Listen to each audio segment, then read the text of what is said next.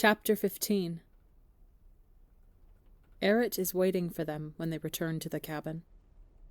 After a night of celebration, as merry as it's been in a while, with Wilbur leading the crew in a short but joyful chorus, Technoblade and Phil had decided to retire early to the captain's quarters.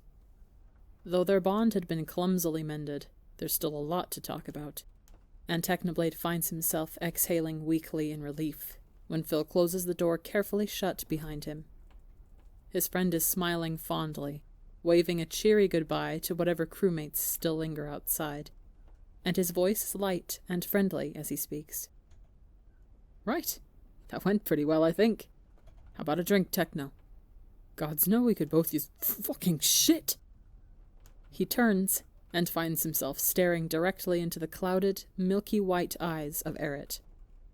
Technoblade bursts out into laughter as Phil staggers backward, clutching a hand to his chest. Eret laughs too, deep and rumbling and musical, the corners of her eyes crinkling as she waves Phil off with a smile. "Sorry," Technoblade wheezes. "I was gonna tell you, but..." He breaks off into another peal of laughter, Eret not far behind. "Oh, fuck off," Phil hisses, but there's no real venom behind it, even as he swats playfully at the back of Technoblade's head. He moves toward Eret with teasing intent, but, as if sensing him, Eret darts gracefully away, just out of reach, moving to settle comfortably on the edge of Technoblade's bed, with her long skirt draping loosely as she crosses her ankles. She looks stern then, the light atmosphere beginning to fade as Technoblade and Phil both sense her urgency and settle down into chairs across from her. "I hope you boys are done fighting each other," she says calmly, as the two of them sheepishly duck their heads like scolded children, "because there's a much bigger battle ahead of us." The island. Eret's face hardens a little more, her brows furrowing and her hands folding, white-knuckled in her lap. "Phil, how long until we reach its shores?" Phil frowns and moves swiftly to the table where the maps and charts have been spread out. 2, maybe 3 days, if the wind's in our favor. His lips twitch in a nervous smile. "Guess we just gotta hope for smooth sailing till then."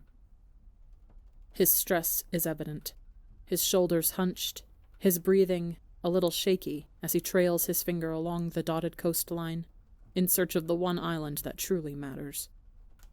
When he finds it, his hand rests there, his eyes wide and desperately hopeful.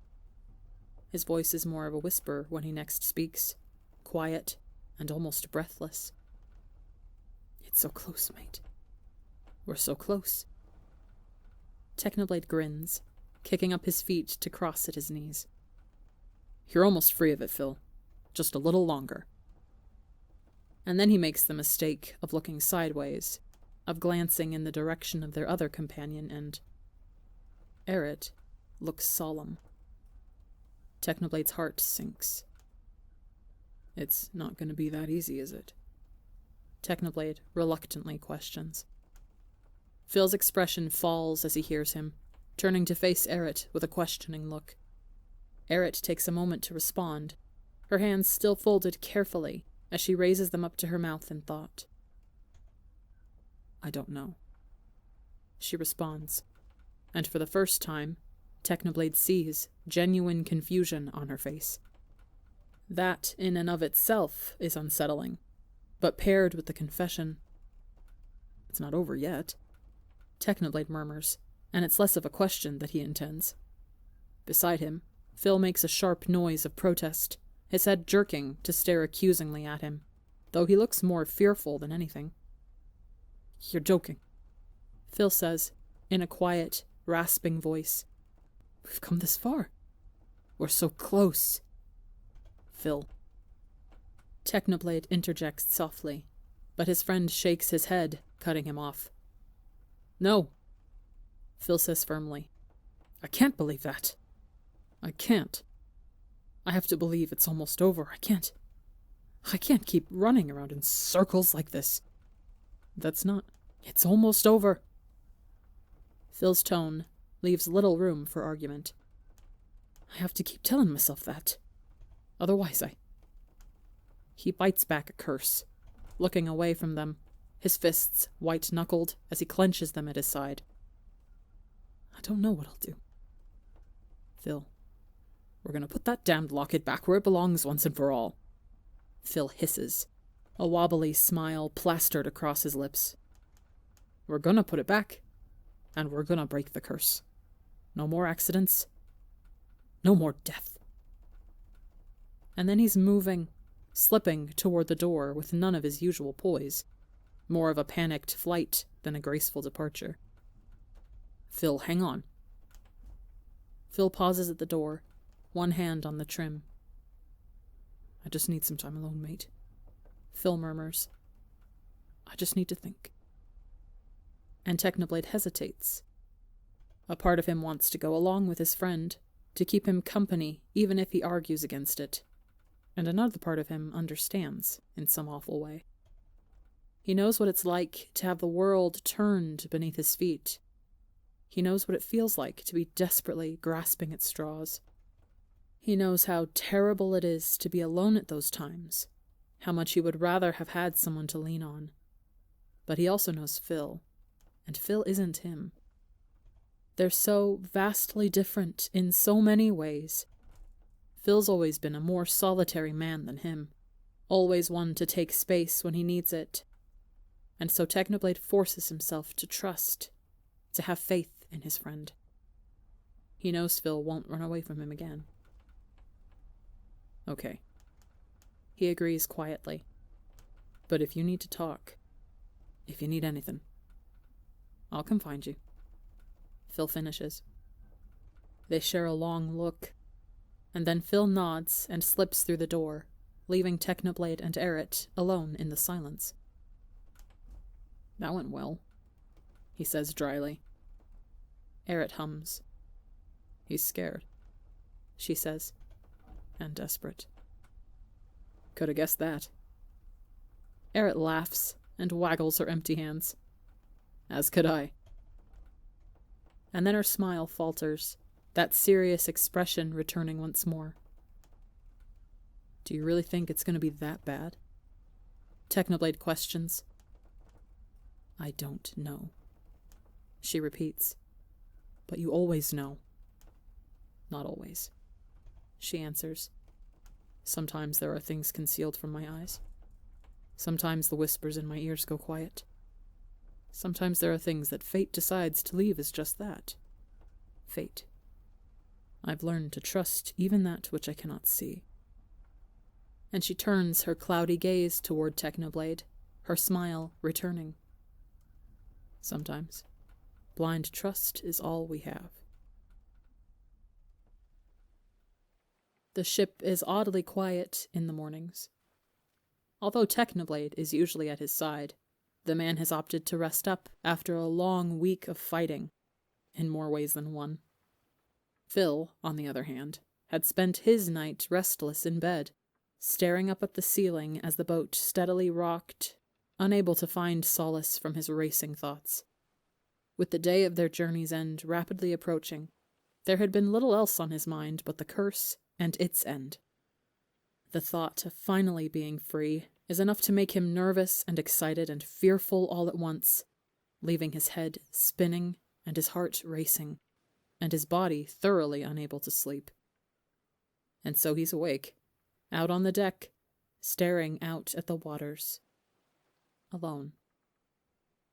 Or perhaps not so alone. There's a soft pitter-patter of feet behind him, lighter than Tommy's, quicker than Tubbo's. He turns his head curiously, and a mop of ginger hair and a young, freckled face greets him.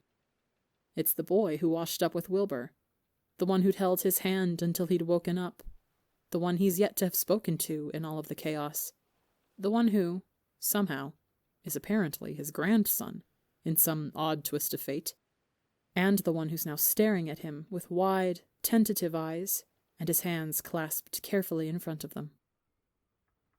Hi, mate. Good morning. The boy's brow furrows, as if he's unsure how to proceed. Fundy, right? Phil asks, managing a small smile, when the teenager nods his head so violently his hair flops into his eyes. It's then that he notices a little white streak amidst the ginger, standing out stark against his freckles. It's nice to meet you, finally. The boy chirps, with a careful little smile of his own. Wilbur told me a lot about you, and we haven't really had much of a chance to talk yet. Sorry, mate. Phil murmurs sheepishly, and holds out a hand to shake. It's not normally like this, I promise. There's usually a lot less. He gestures vaguely. Yelling? Fundy laughs at that, and some of the tension eases. For a moment it's silent between them, the only sounds the gentle roaring of the waves and the caw of a crow somewhere in the distance. Phil is the first to break the quiet as the curiosity becomes too great to bear any longer. Will said, "You're Wilbur's kid, right?" Fundy's nose scrunches. Kinda? What's that supposed to mean, mate? I mean, obviously it's not by blood, right? I would know. He hesitates. Right? The boy shakes his head with a quiet laugh. No, I'm not actually his kid, it's just... Wilbur sorta adopted me? At least that's what he says. We hadn't known each other that long, but I was kinda on my own and he gave me a second chance. Phil's heart aches in a way that's not altogether unpleasant, his smile suddenly wobbly. Sounds familiar, he murmurs. Fundy's grin widens.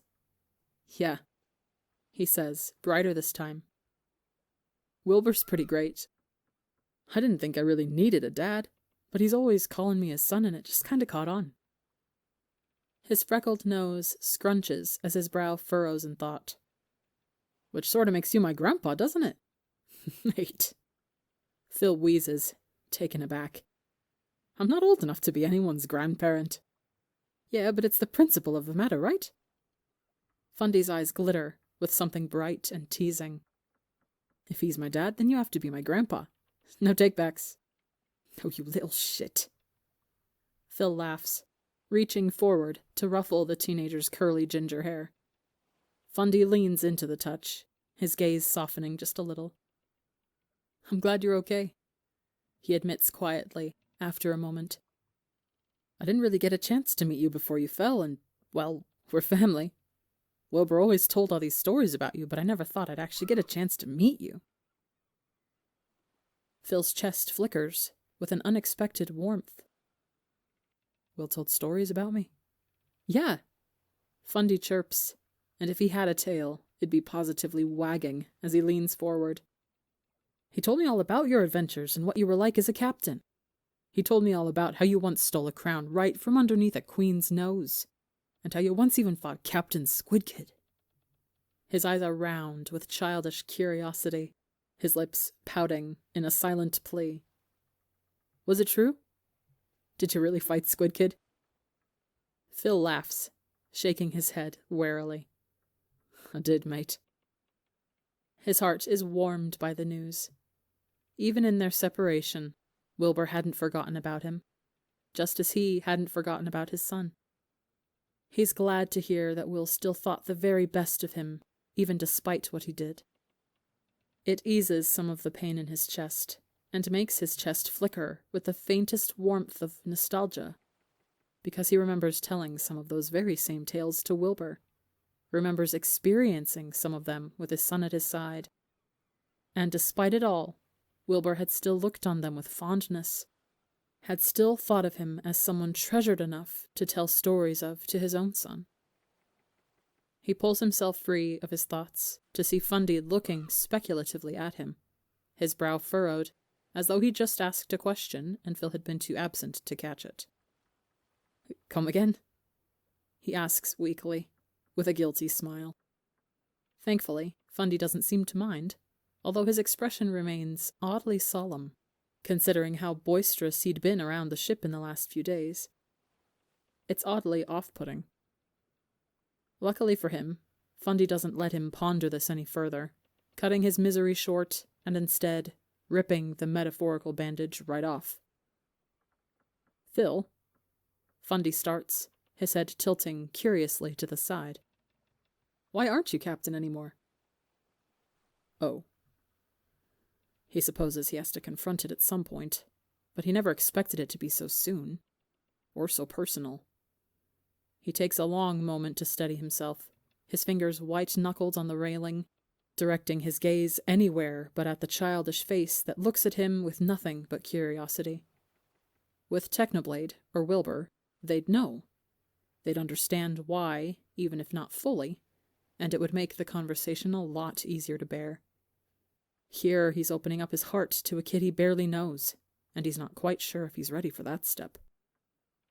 It's a long story, mate. He sighs. And not a happy one. Wilbur told me about what happened. About the mutiny. Phil winces. Fundy backtracks, raising his hands placatingly. If it's too much, I can stop. And he frowns, his eyes losing some of their sparkle as he seems to look into Phil's very soul. Whatever he finds there, it makes him look sad. He always said you loved your crew. That being captain made you happy. What? He seems to hesitate for a moment, as though balancing precariously on the edge of a cliff. What changed? And Phil is silent. For a moment he just sits, contemplating. It's a question he's asked himself time and time again, and yet never before has he been able to come up with a clear answer, even for himself. He's scared, that's part of it, but another part of him is angry, and another part still yet sorrowful. A part of him wants to chalk it all up to just being a coward, a tired old former captain with too little left to lose, but that's not quite it either. I still love my crew. Phil breathes, his voice only a little shaky as he struggles to navigate his tangled thoughts, attempting to pull together something coherent. I do, it's just, even if I know why Will did it, I can't just forget that it happened. Even if he was trying to protect me, the others wanted me dead, just for being in charge. He swallows back the emotions in his chest, pushes down the creeping guilt and sorrow for those he'd lost without even knowing, somewhere deep down at the bottom of the ocean. I thought they were my friends, my family even. But they turned on me without a second thought, and His voice pitches, and he schools it back into something more level. I thought I could trust them. But I couldn't. And I guess I'm not really sure if I'm ready to trust anyone else. Not after that. He breaks off, pinching his brow between his fingers. Sorry, mate. He breathes, with a rasping chuckle. That's probably more than you wanted. He can feel Fundy's eyes on him, prickling and burning at the back of his head no matter how far he turns his face away. He wants to flee, to scale the rigging and squirrel safely away in the comfort of the crow's nest, where his only companions are the sky and the sea. It would be better than this hot shame biting at his belly, scolding him for his weakness, for dumping his burdens on a random kid who claims to be his grandchild. It's okay, Phil. Phil blinks, looking up. It's okay, Fundy says again, and Phil is surprised to see a face free of judgment or pity. Instead, the kid is slowly creeping toward him, hesitant as he extends an arm as if to gently pat at Phil's shoulders. Phil lets him, and exhales quietly as the boy scoots closer until they're pressing nearly side by side. If there's one thing Wilbur taught me, Fundy murmurs, it's that it's okay to be sad. It's okay to be angry. Phil's mouth opens and closes wordlessly, his heart in his throat as he listens. I don't know much about you, Phil, but I think you're too hard on yourself, Fundy says honestly, and Phil finds himself fighting back a rising tide of emotion. He counters it with a tired grin, one that's genuine as warmth flickers in his chest. raw affection for a kid he hardly knows. "I can see why Phil likes you," he murmurs, and lets the tender words hang in the air for only a moment. A moment too long, because Fundy takes advantage of the warmth with a teasing grin that promises trouble. "Aw, thanks, Gramps," he teases, before Phil lunges to wrap an arm around the boy's neck. He holds him in place and playfully ruffles Fundy's hair as the kid squawks and tries to pull away, only letting him go when they're both breathless and smiling from ear to ear. They settle into companionable silence as they both heave for air, the occasional chuckle filling the quiet spaces between breaths. It's warm and pleasant, and it feels like family. "Hey, Phil," Fundy says again, after a long moment. "Yeah, mate. Do you think you'll ever want to be captain again?" Phil thinks of a proud figure with flowing hair and an iron hand, of a warm laugh and a smile like the sun, one that had slowly become more and more familiar the longer he'd stuck around.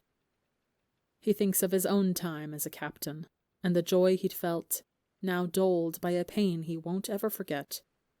He thinks of a broken man, sans a ship and a crew, a great captain reduced to a mere dockhand. And he thinks of the way he'd risen from the ashes when offered the chance. He thinks of red eyes, soft when they look upon the crew, and of the heart-breakingly hopeful expression on a tired face when he'd been offered the chance to lead again. "Nah," Phil says, and his smile feels genuine as he reaches out to ruffle the kid's hair. "I think Techno's got that covered just fine." Technoblade is on babysitting duty. Or that's what it feels like. He's standing on the upper deck, watching as the ship's favorite 3 hooligans attempt to scale the rigging at the same speed as Phil usually does. Tubbo, Ronbu, and Tommy alike are shouting at each other from various places on the ropes, each egging each other on, higher and higher. Phil, of course, is doing nothing to stop them, cackling from high above in the crow's nest, a spot he definitely shouldn't be if Eret had any say in the matter. "Faster!"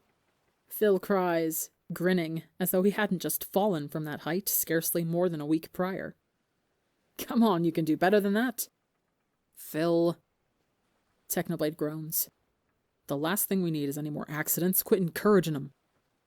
Phil grins cheekily, and promptly ducks away out of sight, leaving Technoblade on his own to wrangle the wily teenagers. "Right. Okay, come on, you 3. Quit tempting fate." A series of aggravated sighs and moans answer his call, and he receives a rather rude gesture from the leader of the pack, Tommy's teeth bared in a toothy grin. "Fuck you, bitch!" "Tommy!" Tommy's voice drops, but not quiet enough to evade Technoblade's keen ears. "You're just jealous," he mutters. "Jealous 'cause you know you'd never be able to climb as big as us big men." Technoblade can feel his blood pressure rising by the second. "If you don't come down, I'm telling Jack he just got 3 new volunteers to help him out in the kitchen." "Aww," Tommy gripes, hesitating from where he's nearly halfway up the ropes. "But Phil said we could." He turns his gaze skyward, toward the seemingly empty crow's nest. "Phil?" Silence answers him. "You could always scrub the deck instead," Technoblade offers. Tommy flips him off, but begrudgingly begins the climb back down. When he reaches the bottom, he crosses his arms and furrows his brows with a petulant huff, looking for all the world like the child Technoblade tends to forget he is.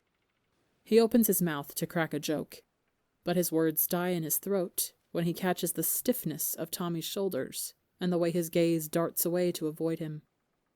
There's a strange darkness in his eyes, and the way his feet shuffle beneath him reminds Technoblade far too much of how he'd looked during his fight with Phil. Gods, he hadn't really addressed it with the crew, had he? They'd accepted him back into their midst before he'd even explained himself, and the thought makes his stomach turn with revulsion, his tongue bitter with the words he'd thrown out without thought or reason, the words intended not only to hurt Phil, but everyone around him. Right, okay. He breathes, just as the boys have turned to walk away. He hears their footsteps pause. Can I talk to you three? It won't take long, I promise. I hope. There's a chorus of reluctant agreements, the three of them approaching him with clear wariness in their eyes.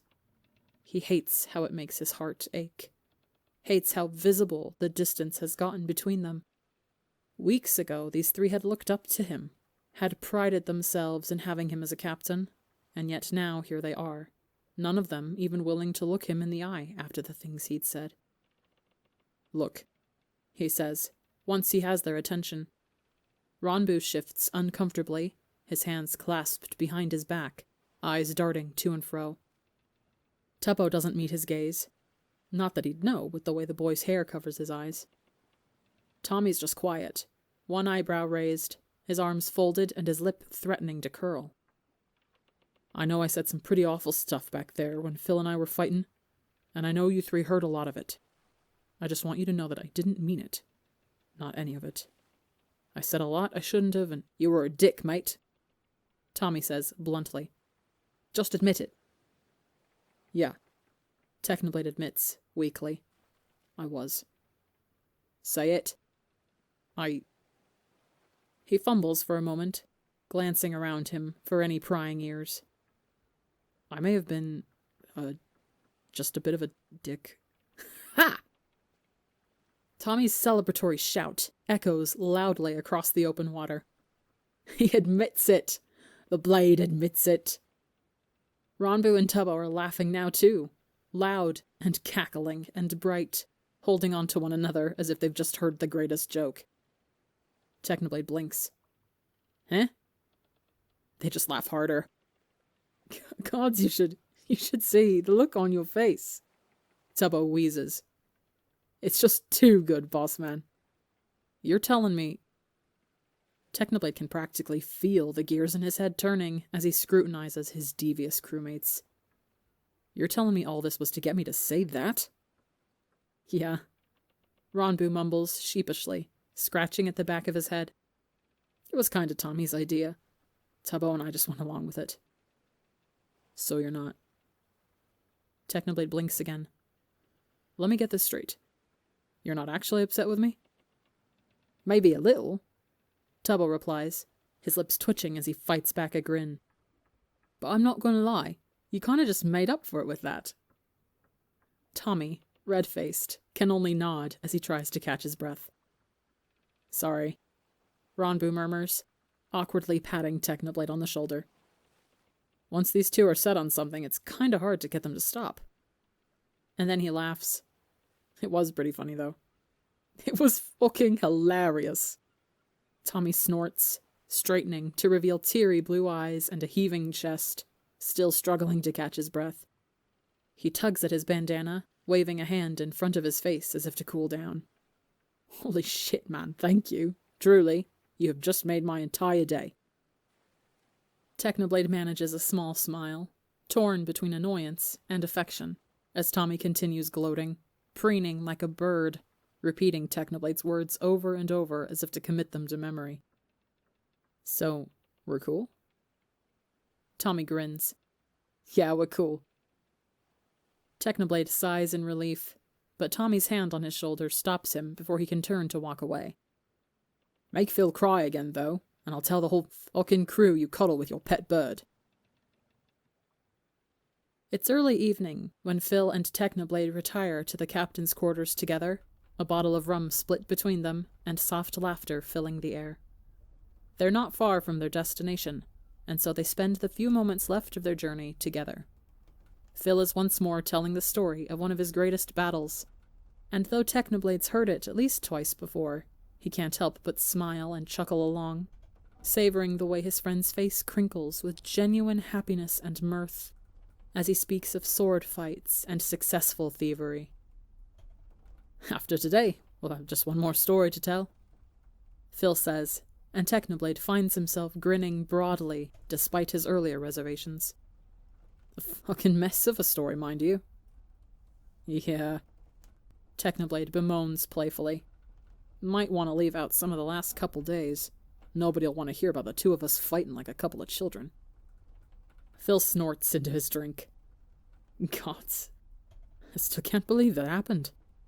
If we ever start that shit again, you have my permission to just push me right overboard. Same. Technoblade agrees, and it takes him a minute to realize why Phil has just begun to cackle anew. Raucous and loud, so hard his cheeks burn pink. Mate, Phil wheezes. You'd sink like a fucking stone. No way in hell I'm letting you near the water again without some swimming lessons from Ronbu. Technoblade grins sheepishly, with a little wave of his iron hand, and Phil just keeps on wheezing. Oh my gods, why did you ever choose a career in the middle of the ocean, you idiot? The words lack any of the bite they once might have. Phil's expression only affectionate as he reaches out to playfully pat Technoblade's shoulder. You're a damn fool, Technoblade. Can't believe you're my captain and not the other way around. Aw, Phil, he retorts. You'd be lost without me. Phil sobers, his laughter petering out into silence. I would, he murmurs honestly, fixing Technoblade with a look that's altogether both fond and sorrowful, full of so many emotions that he can't quite pinpoint. I told you once, and I'll tell you again, Technoblade says. I'm not going anywhere, Phil. Phil looks conflicted then, worrying his lip between his teeth, his gaze shadowed as he looks away from Technoblade, as though unable to meet his gaze. Phil, what's on your mind? He questions softly, disliking the way Phil's lips twitch into a smile that's so clearly fake. His friend takes a moment to steady himself, clearly conflicted, before he finally speaks. Techno, about what you said. About leaving once this is all— Land ho! Phil is up and on his feet in a heartbeat, sending their birds scattering to the far corners of the room with indignant squawks and a flurry of feathers. Technoblade is quick to follow, the two of them bounding up the stairs and onto the deck in seconds. Side by side, they stand at the helm, peering out at the distant horizon, which has grown dark and stormy gray in the short time since they saw it. Beneath the threatening clouds and the rolling fog, a sliver of land is silhouetted against the sky, dark and foreboding. There it is. Phil's voice is soft with disbelief. It's followed by a breathless giggle and a warm hand on Technoblade's shoulder. Holy shit, mate, there it is! We found it! He staggers backward, and Wilbur is there to catch him with a laugh of his own, his hands braced securely on his father's shoulders. Phil is quick to sweep his son into a firm embrace, his chin nestling in the crook of the young man's shoulder, squeezing so tight it forces Wilbur's breath out in a quiet oof. Nevertheless, he's quick to return the hug, a warm smile spreading across his lips, one of sheer and utter relief. It's finally going to be over, Phil, he murmurs, so soft Technoblade almost misses it. We're going to be free of this damned curse once and for all. Phil's answering laugh sounds suspiciously watery. Yeah. He breathes and holds Wilbur just a little closer, muffling a sniffle into his own sleeve. Yeah, Will. We're going to be free. Technoblade watches them with a fond smile, giving a playful scoff when Phil shoots him a plaintive look. With a light-hearted roll of his eyes, he steps forward with his arms wide and is pulled into the embrace. He's wedged firmly between Phil and Wilbur, and doesn't protest as arms curl around his neck and back and shoulders alike, holding him tight. Phil cackles, teasingly ruffling his hair, while Wilbur awkwardly pats at his shoulder. And Technoblade smiles, uncaring, even as he hears the rest of the crew's footsteps approaching, because these are his friends. They're his family, and he wouldn't trade them for the world, even if Wilbur's giving him a shit-eating grin, and Phil's chest is shaking with laughter directed at him. Technoblade abandons all sense of shame, any semblance of formality, and clings tightly to them, drinking in the sense of relief and accomplishment they all share at the sight of the end of a long journey. Gods, he's never been happier in his life, and their smiles are so contagious that his cheeks are starting to hurt from the strain. He doesn't know what he did to deserve this, to get to celebrate with them when he's scarcely been more than a chapter in the book of their lives. But he won't protest, not when his best friend is looking at him like he's the very world itself. Not when Phil is smiling, pure and true and bright, free of all the burdens Technoblade's been unfortunate enough to witness firsthand. Phil is happy, and so Technoblade is happy, because, at the very least, Phil can finally get the closure he deserves. "We did it, Tech," Phil mumbles, his face half buried by pink and brown hair alike. Not yet. A nagging voice in his mind reminds him, but Phil is looking at him with such hope and relief that he can't bring himself to protest with any real heart. "Yeah," he agrees, with a rough chuckle of his own, before pulling reluctantly free of the hug, his hair tousled and messy, and his cheeks pink from smiling. "Let's not get ahead of ourselves, though, old man. Put the locket back, and then we can get a drink and call it a day." Phil's nose wrinkles at the jesting insult, but he nods all the same. They prepare a landing party. Nikki, Tubbo, Tommy, Ronbu, Jack. Even Aerith insisted on coming, insisting Ronbu would be able to guide her just fine once on shore. Not that Technoblade would have it any other way. Aerith knows this island better than any of them, save for Phil and Wilbur, and they'll need her guidance. The rest of the crew are left to man the ship, with careful instructions to stay close to shore for a quick evacuation should anything go wrong. The party files into the ship's dinghy, with Phil, Technoblade, and Wilbur at the bow, staring out across the water at their destination. Phil and Wilbur are deep in discussion, hushed speculation and plans that Technoblade can barely catch over the murmurs of the rest of the crew.